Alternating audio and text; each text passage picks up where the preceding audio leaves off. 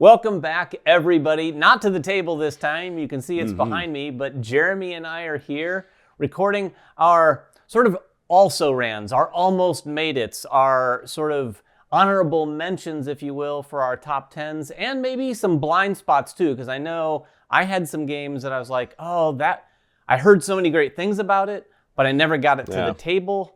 So I was desperately in the weeks leading up thinking like, oh, I'm going to try to get a game of this in just to see what I can see. And there's a couple that I didn't get to the table. What about you, Jeremy? You have a lot of these? I mean, come on, man. I mean, we're very spoiled that we get access to a lot of this stuff, but for God's sakes, we don't play them all. You know, like we try to play as many of them as possible. You know, the Essen titles come up. We get access to some of those. I go buy them because I'm at Essen. Still, there were games at home waiting for us, and there's games before that, and you know, the end of the year comes, and there's even some more of that squeeze in there, and you know, maybe you try to get them play, maybe you don't. Indeed, so, I'm going to mention my first two together because they're kind of there for the same reason, and that was the Castles of Burgundy Special Edition and Le Granja Deluxe Master Set. Okay. These were two basically deluxeified versions of classic Euros that I love. I love both of these games. So I was like, and these are games I've been wanting a deluxe version of Castles of Burgundy ever since I fell in love with the game, just because I want it to look better. I want it to be really nice on the table. And they delivered that in spades this year. It was a fantastic game. But for some reason, it didn't make my top 10, mostly because of that same fact. It's an older game. It's, you know, these are games that are not exactly the newest games. And I know different people that look at it differently. You're like, hey, but if it was still one of your favorite games this year, put it on your list. For whatever reason, I just like, it couldn't compete to all the fresh hotness that is always like entering my mind. I will say, I'll kind of go with you. First of all, Le Granja got it, took it out of the wrap, and never touched it since. Anyway. But I'm going to put another game in that same category. So, Everdell Farshore. Oh. I would tell you, as someone who is not a fan of Everdell, maybe it was I had a different taste at the time. And then I played the app a little bit. And then I played this. And it's literally everything I wanted in Everdell and nothing more. Which that big box that it came that I had. Like, I was like, it's almost like when you see like that, like when I see cake and then I see the whole cake and like a tray of cakes next to each other with little cakes and cupcakes next to each other. By the way, guys, I love cake more than most people on the planet. It was his number one game, cake. I want all of those, but then you had like a slice of the cake and you're like, this cake that's right here. You're like, this is enough, man. Okay, this is enough. That's what Everdell Farshore was for me. A very good piece of cake. Wish it won't make a top 10. That's because people, you know, it's Everdell basically, right? And I'm like, no, this is the one that got me into it. The solo mode was really good, really good. So just missed that top 10 too. But yeah, Everdell deserves a little spot for me, at least. That's interesting. I hope, if nothing else, that out of this conversation, they add a quote to the back of the box from Jeremy Howard that says, "A delicious piece of cake." Delicious piece of cake, bro. Yeah, but so I really enjoyed that one. Yeah, my next one is one I have to say I haven't enjoyed. It's because I haven't played it. This is one of my first blind spots. And, spoiler alert, it was on Jeremy's top 10 list. I won't tell you where, because you got to watch the video. But it was on his list, and this is Darwin's Journey. I didn't get a chance to. I just barely got a copy shortly, just in the last couple weeks. I barely got the copy. I just finally got it punched. I got it organized. As I was organizing it, I was like, oh, this sounds interesting. And then Jeremy came down, and we recorded our top 10, and he'd mentioned it and told us about it off camera, too. It really has me wanting to try it. It does sound like it's heavier than I expected it to be, maybe. So we'll see. The jury's still out, but I definitely want to get that tried. And it was on my short list of blind spots that I wanted to try to get played. So I'm going to give you some instructions. You're going to play that game, minimum 3 players. You got to have some interaction. You got to have some interaction. You got to feel it. Otherwise, you won't feel it. And don't play with the expansion right away. Don't let Ryan talk you into playing with the expansion. Okay, you hear me? Like the Fire Island expansion. Sure. Do not add it in there. Okay. I want you to play your second game with that. I don't want you to play it, all together. It's too much. I feel like I should be writing this down. Take notes when you rock with me, baby. Take notes when you rock with me. All right. Anyway, Voidfall, this big hunk of awesomeness that I've been hearing about, and in game groups, I've been hearing about it as well. I just need time. I need to give it its time and attention. I don't want to just play and then try to get some opinion out there. Yeah, folks, I play games more than once. We play games more than once, for God's sakes. But yeah, just want to get that to the table. I love that space opera game. I love Zaya, so that's one of those things. I'm always looking for the ISS Vanguard. I'm looking for something in between. So that would be a big blind spot for me because it's potentially a great game, right? Yeah, it is a glorious looking game, and that one, spoiler alert too, is on Ryan's list, which has kind of put it a little bit on my radar. Now, it does sound like a lot of games, so I'm not sure. It certainly wasn't one of my honorable mentions, but I did have another honorable mention / blind spot, and the blind spot being Life on the Amazonia. And speaking of Ryan, this is why I'm putting it on there. He had played it, and he told me, oh my gosh, David, you are going to like this. He listed a bunch of the mechanics and the things that the game does that makes me, that pushes my buttons. He knows me pretty well. And whenever Ryan takes the time to say, oh, David, I think particularly this is going to be for you. And, it wasn't on his top 10, so he wasn't just advocating a game he liked. Yeah. I really think he was thinking about me, and I have it. And again, I haven't gotten it to the table. I did get it punched when, in and of itself, punching that game was a fantastic experience because it has a lot of really cool cardboard components that you put together that are thritimensional. So that publisher, I definitely, that publisher always has some beautiful stuff going on. I'm just gonna say this is an honorable mention just simply because I didn't know what to do, and I still have to record my top 10 for solo co-op, so it might show up on there. Is the Lost Ruins of Arnak Missing Expedition? So it's an expansion, but it's a full campaign expansion. It makes the game a completely different experience. So it adds a full cooperative campaign, and it adds 2 things. Now, if it was just a box where they added more characters, I wouldn't put it on there.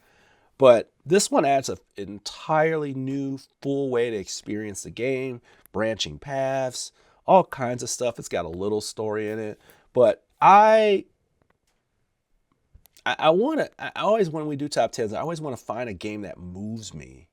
And if it makes the game that much better, or it's enough of a package that I want to talk about it, I want that to be on there. Expansions are always tough though, right? They're always tough. So I really want to give a shout out to that game more so. But like I said, it may show up in my solo co-op because it's just that freaking good. And that's what it is. It's a co-op solo expansion only. But those characters are in there. You can incorporate them into anything. So you can just get 2 extra characters if you really care about it like that. But yeah, that's one to stay really on top of kind of everything gets under the radar nowadays, right? So yeah. Well, I have a couple that I want to talk about. One really quickly, and that's Forest Shuffle. This was on my blind spots list, and it continued to be up until we recorded our top 10. We have since played it. In fact, we played it on the live stream, and we even have a Just Played that's going to be coming out soon. Like the game, don't love the game. So it probably wouldn't have been really close to my top 10, but I did want to give it its credit since it was on my short list. But the one I do want to mention, and this is, like you said, not necessarily an honorable mention, but kind of a shout out because it deserved to be on one of my lists at some point. But this is one of those games that was like, it kind of came out in 2022, kind of came out in 2023, and that's Oathsworn. Oathsworn is an experience Ryan and I had. We played through 11 or 12 of the scenarios, which is, I think, about half of them. But plenty of them to get the idea of what that game is offering. And I'm not a big player of these campaign games, but for my money, that game, it does everything I'd want one of those games to do. The story, the narrative was really fun. The sort of story side versus the combat side was really well balanced. I liked having both of those. Not to mention the thing that this game does that is crazy. to me and that I love so much is every new scenario, you're like, wait, this game is doing what now? Like, it changes it up where it's like, wow, I didn't think this game, I thought we'd get in this rut of like, okay, it's kind of like Choose Your Own Adventure. It's kind of like this. But it adds some things that are just like, whoa, I did not expect the game. And I love that reveal, especially in a game like that that's full of narrative and sort of adventure. My last last one. I mean, I have a list of things. Like I have a Boreal on here that I don't know if we even covered on the channel. I got Great Western Trail. Ryan mentioned that on something. Great Western Trail, the newest one. I wanted to put Kinfire the handheld one on there, but I just decided not to. Gates of Valhalla. I could talk about Frosthaven forever. I think that game is getting no justice at all. That's true. Across the That board. Should be getting some lists. But I'll consider that next week. And then finally, Hegemony for me. Hegemony was the one that I was so excited about investing. I had an early copy of this game, folks. I've had an early copy of this game. This game has been through so much with me this year. I think 4 times I've attempted to play the full game, and I haven't. And I'm going to get it done. And I'm going to review this game. I don't care if it's past the hype of people talking about it or whatnot. I'm going to play it. I'm going to get you my full opinion on this game. I have to experience something that I feel like it's kind of a game changer, and I know a lot of people won't touch it, but I think people still want to know about the experience, and I think it just needs its just due because the people who played it absolutely love it, and it seems like my type of game. So, yeah, I have played it once, and it is. I don't know that it's my type of game, but I got to tell you, we dug into this and did some content on it early on, and it is an impressive game, and there's no way around the fact that you have to respect what this game is doing. It is actually fascinating. It came with this big book that really felt like a learning experience about, the interconnectivity of different class structures and all of that. And everyone who's played it, generally, you're either going to really love that game or probably not so much. You could probably fall asleep and wake up and still be playing the game. So my last game that I wanted to mention, I have a soft spot in my heart for this one. It's My Island.